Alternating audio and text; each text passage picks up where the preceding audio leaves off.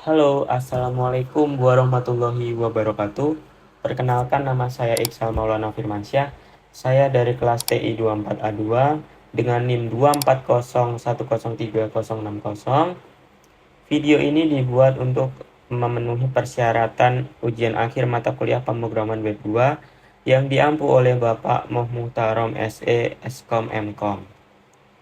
Jadi, saya membuat web bertema manajemen gudang toko sepeda.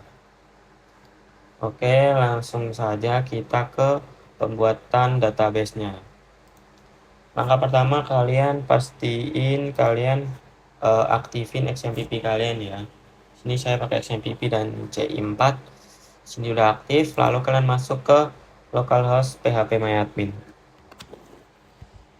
Kemudian setelah kalian masuk di phpMyAdmin, kalian bikin database baru dengan cara kalian klik new di sini. Kalian klik new.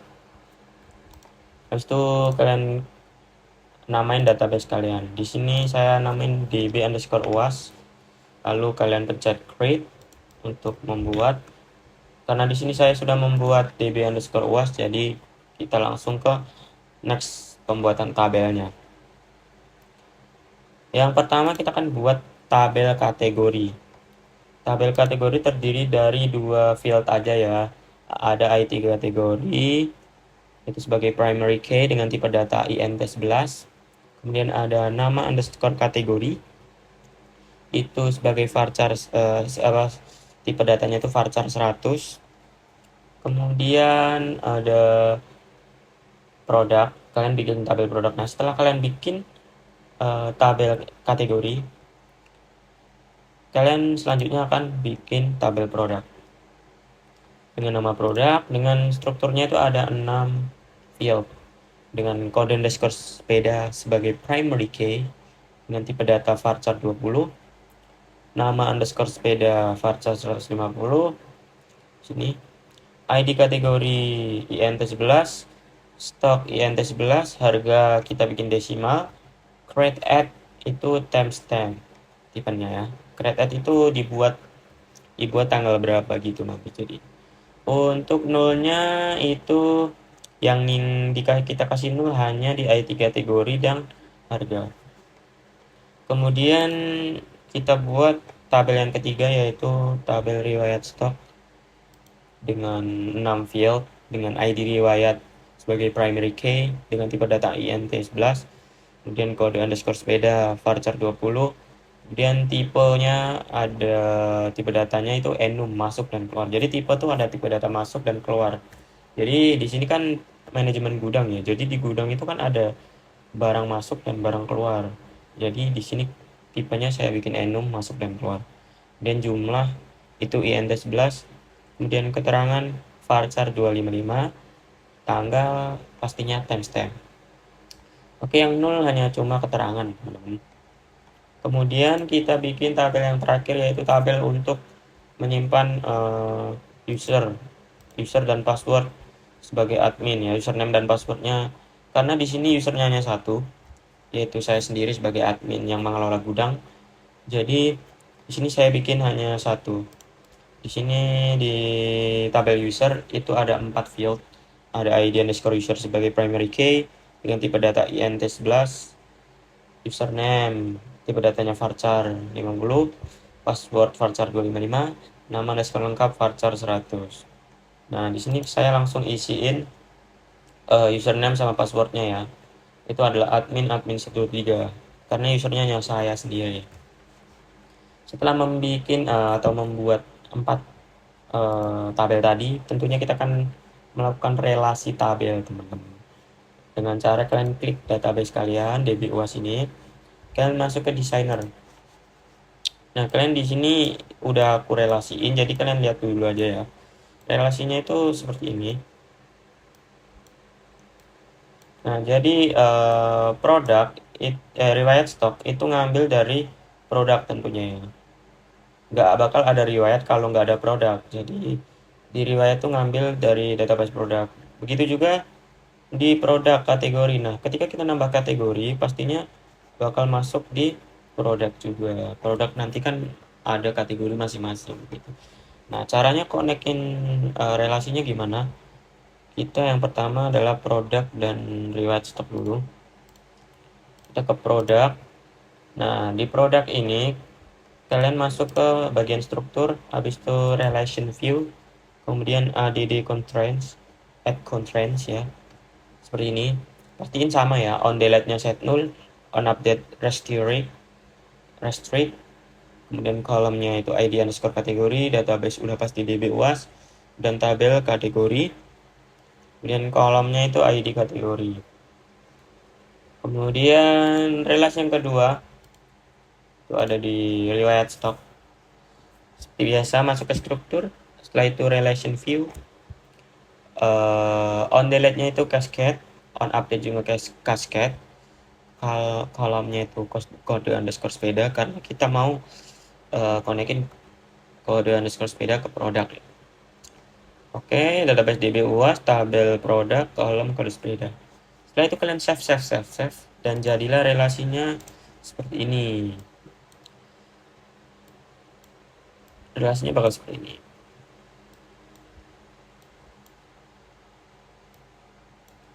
Nah, jika sudah melakukan relasi, tentunya kita bakal konekin database ini ke website kita ya, ke sistem kita. Nah, gimana caranya? Nah, caranya adalah kalian buka file CI yang kalian buat.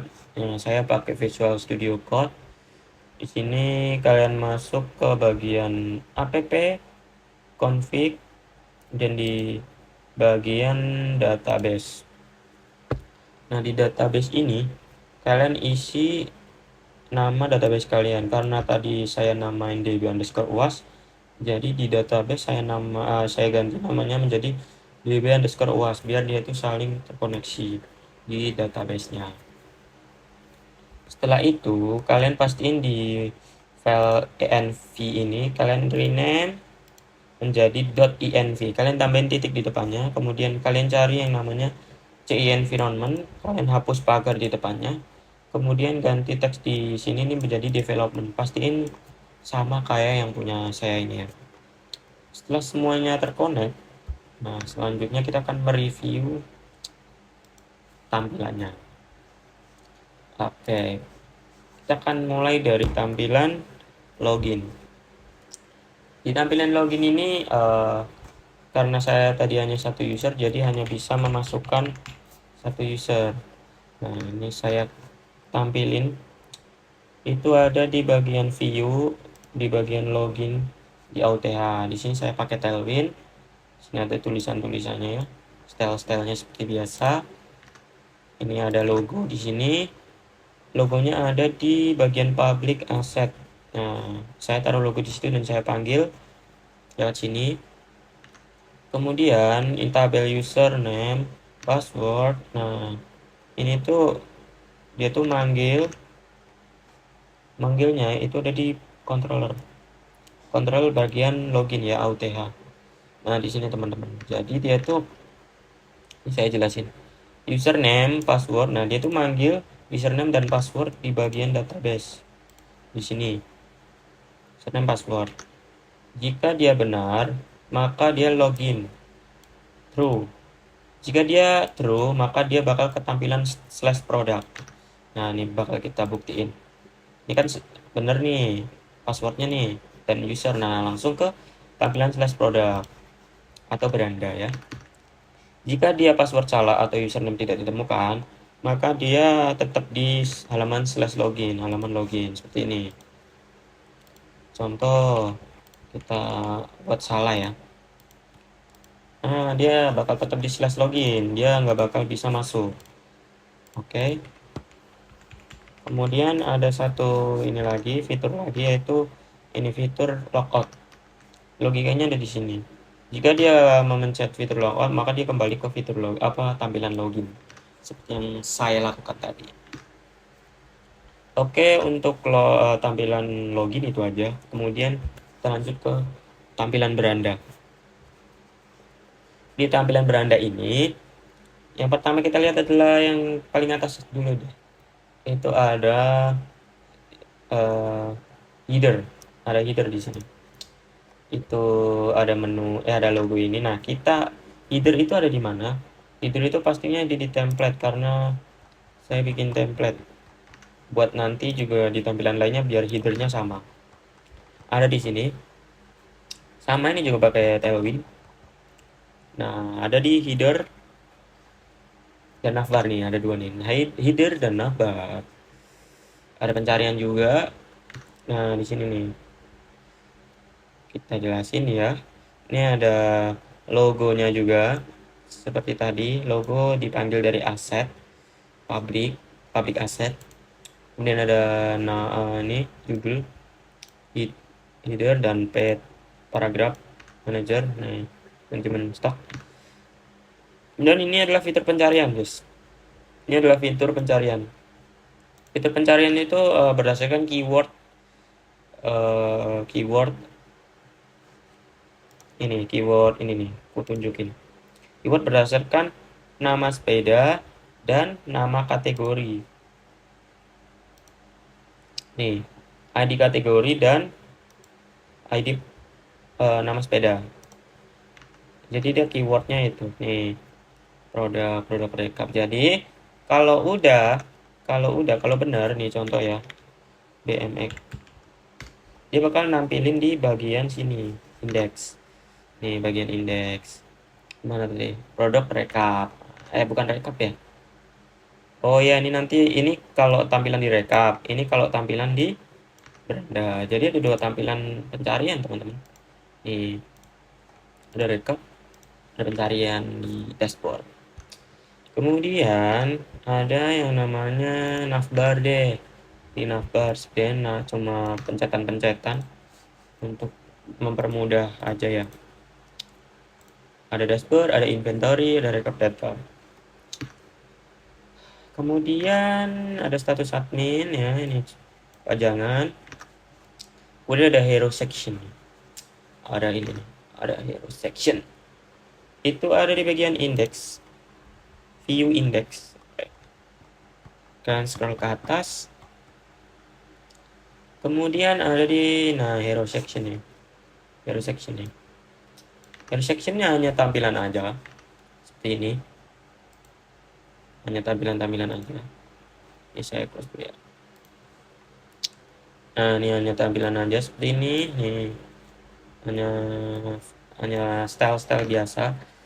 Nah, yang kemudian kita bahas dulu di bagian footer ya. Setelah itu kita bahas di bagian yang paling penting. Kita bahas dulu yang bagian footer. Nah, di bagian footer tuh, footer kalau kalian melihat sebentar, kita ubah dulu agak ke atas biar kalian kelihatan footernya. Nah, nih footernya seperti ini. Footernya seperti ini. Nah, oke, udah lihat. Kita turunin lagi. Nah, bagian footer itu ada di bagian sini nih. Footer itu kayaknya di template sih harusnya ya. Nih, footer ada di sini. Karena semua footer di tampilan itu sama, jadi kita taruh di template.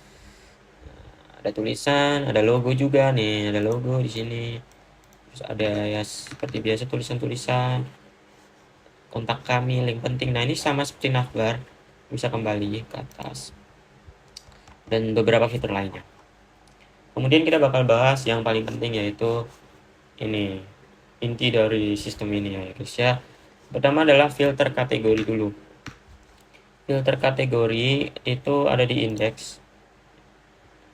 Filter kategori. Nah, ini ada di sini tampilannya. Ini hanya mengacu tombol-tombol doang ya guys. Kalau di sini, kalau logikanya bukan di sini. Ini hanya tombol-tombol nih, tombol-tombol. Jadi filter kategori ini udah saya jelasin kan tadi. Dia itu difilter berdasarkan ID kategorinya. Jadi kategori sepeda lipat yang ditampilin keywordnya dengan ID kategori sepeda lipat doang gitu. Jadi keyword ini sebenarnya, keyword dia. Oke. Nah, ini ada tombol. Nah, ya kan. Kita lanjut. Yang kedua, kita bakal bahas di bagian ini, tombol baru ini ada apa, logikanya di mana. Oke, kita lanjut. Kita lanjut. Nah, ini tombolnya di sini. Baru lah logikanya itu ada di bagian product controller, di bagian atas sih. Di bagian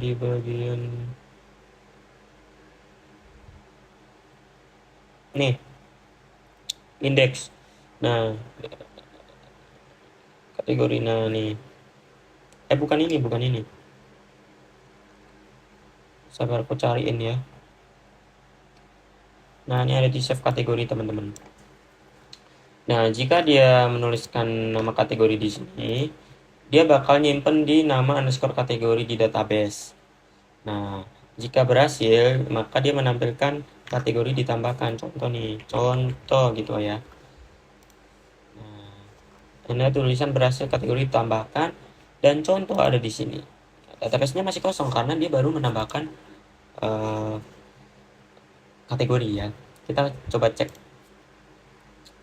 Nah, udah nih kategori contoh nih. Ada ya.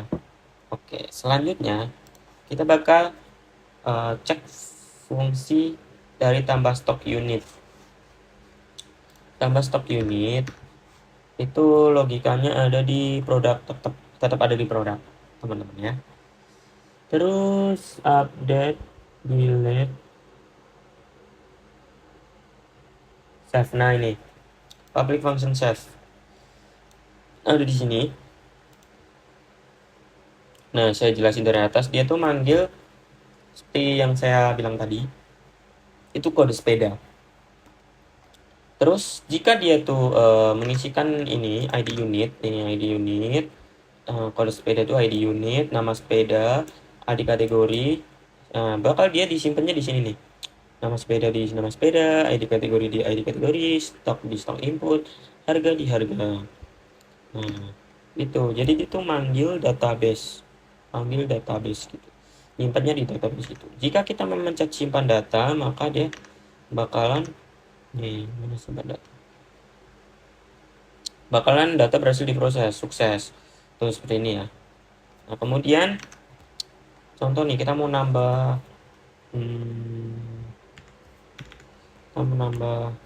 apa? Sabar, kita mau nambah ID unit dulu. Apa ya? Sepeda balap keren. Nah, sepeda balap kita taruh di sepeda balap. Oke. Jumlah stok 3, harga jual 3 juta. Kita gaskan. Simpan data. Datanya masuk di paling bawah karena dia ID kategorinya ini paling gede ya. Jadi dari kecil ke besar. Kategori udah benar. Nah, di sini, nah saya lupa bahas nih, dari database di dashboard, dia itu menampilin ID unit, nama model, kategori, stok, harga, aksi. Seperti yang saya bilang tadi, nah yang di sini tadi, dia tuh nampilin ID unit. Nah, dia panggil dari mana? Panggil dari database, produk. Semuanya nih taruh di dashboard. Oke, database dashboard. Kemudian kita bahas fungsi edit dan hapus. Yang pertama edit dulu deh. Nah, itu ada di bagian, kita bahas dulu di bagian indeksnya ya, pencetannya dulu ya.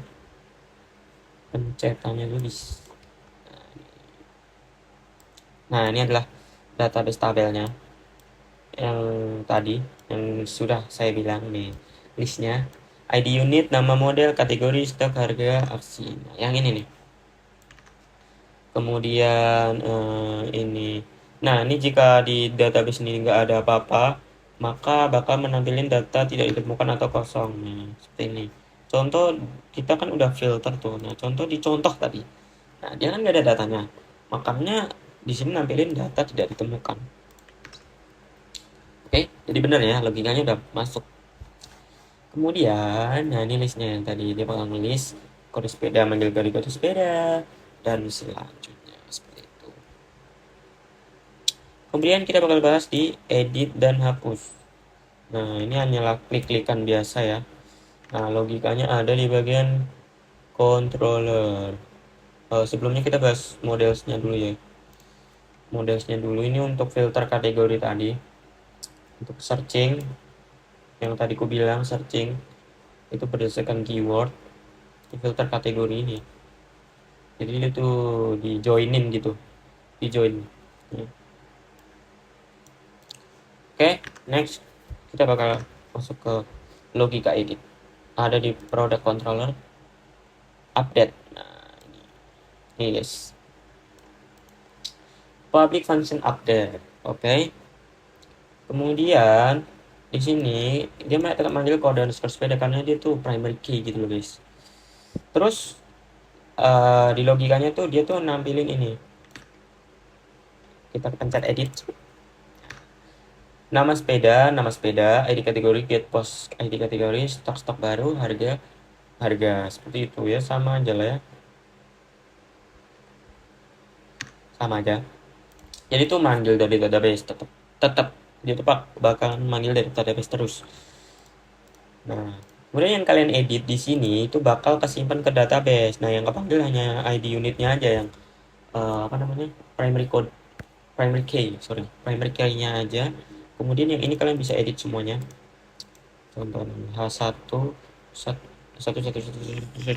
Nah, tuh kalian simpan. Nah, yang mana tadi? Nah, BMX 1111 apakah keganti? Oke. Berarti bener logikanya. Nah, nih jika dia ngupdate, dia bakal nyimpen di database. Oke.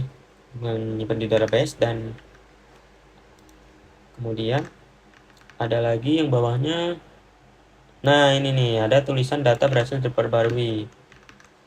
Nah, ini di atas ini nih. Oke, untuk edit udah paham. Tampilannya seperti ini. Jika disimpan dia bakal nyimpan ke database, mengupdate database-nya ya. Kemudian adalah fitur hapus teman-teman. Dia bakal hapus sepeda balap keren ini. Nah, bakal tampilannya hanya pop up. Apakah Anda serius mau menghapus data ini? Begitu. Oke, kehapus dia. Hilang. Unit berhasil dihapus. Kemudian saya bahas delete sekalian ya. Delete ada di sini. Nah, biasa banget ini. Jadi dia tuh ngambil di produk, jika sukses dia berhasil dihapus dari database. Nah, aku tunjukin di tampilannya aja ya. Nah, ini. Nah, ada pop up nih. Pop up hapus data ini. Nah, jika benar jika berhasil, maka dia bakal nampilin ini unit berhasil dihapus dan dia bakal ngapus satu baris di produk. Di sini sudah satu baris di produk karena dia tadi manggil di produk. Oke. Nextnya, sorry gatal banget nih kaki. Oke, next setelah nambah udah, edit udah, hapus udah, tentunya kita bakal mengurangi stoknya karena setiap hari itu pastinya ada penjualan harian. Karena ini gudang toko sepeda itu harus ada pengeluaran dan pemasukan. Pemasukan tadi kita tambah stok. Nah, kalau pengeluaran kita lewat penjualan harian di sini. Dengan klik di sini penjualan harian. Nah, bakal ada model seperti ini tampilannya ya. Kita bakal cek ya di indeks atau di template ya. Cari dulu ya. Itu sabar ya. Produk laporan. Nah, ini ada di laporan harian di indeks teman-teman ya. Ada laporan harian nih, CSS seperti biasa, tulisan. Nah, dia bakal milih produk. Nah, pilih produk ini dari mana manggilnya? Produk ini ada di produk /laporan teman-teman ya. Ini produk yang tadi tuh. Kita kan banyak tuh produk listnya. Nah, dia tuh manggil gitu. Nah, masukkan angka ini apa? Mana sih? Oke, masukkan angka nih berarti dia tuh mengurangi stok gitu loh. Jadi yang dia panggil tuh stok. Nih, yang dia panggil tuh stok. Sisa tuh adalah yang dia panggil tuh, yang dia kurangin adalah stok. Yang pertama itu stoknya 8, nanti kita kurangi 1. Jadi mana tadi? Jadi 7. jadi 7. Nah, seperti itu. Logikanya seperti itu. Nah, kita langsung cek aja ya di bagian controllernya. Udah controller di bagian mana. Laporan nih. Bagian laporan, nah ada dia manggil tetap kode sepeda, jumlah terjualnya berapa, itu bakal ngurangin stoknya nanti ya kan. Nah, jika stoknya ini habis atau nol gitu, dia bakal nampilin stok tidak mencukupi untuk dilaporkan. Nah, jika dia berhasil, maka dia sukses, laporan berhasil, stok diperbarui. Seperti ini yang barusan kita lakukan. Oke, kemudian setelah ini udah ya, karena dia manggil dari tadi di sini pokoknya mengurangi stok lah. Kemudian pastinya ada data masuk, ada data keluar. Pastinya kita ada rekap data biar tahu ada berapa data masuk, ada berapa data keluar. Oke, makanya saya bikin rekap data. Yang paling atas dulu deh, hero sectionnya deh. Hero section di bagian rekap. Oke, hero section nih, hero section. Dia cuma hero section tampilan aja guys, nggak bisa dipencet. Ada total aktivitas, ya kan? Ada status nih. Kemudian yang paling penting adalah ininya, laporan mutasi stoknya, dari ada data keluar, ada data masuk. Kita bakal bahas mulai dari views-nya dulu ya. Nah, ini ada di sini. Seperti biasa tulisan-tulisan. Kemudian ada cetak laporan, nanti kita bahas. Nah, yang paling penting adalah listnya nih. Waktu transaksi, proses, jenis unit, jumlah, catatan gudang. Nih. Jika nggak ada database, dia bakal ada tulisan database kosong. Karena ini database-nya udah pasti ada, karena kita mengisi dari awal sampai akhir. Jadi ya, oke. Ada database, tetap ada. Kemudian,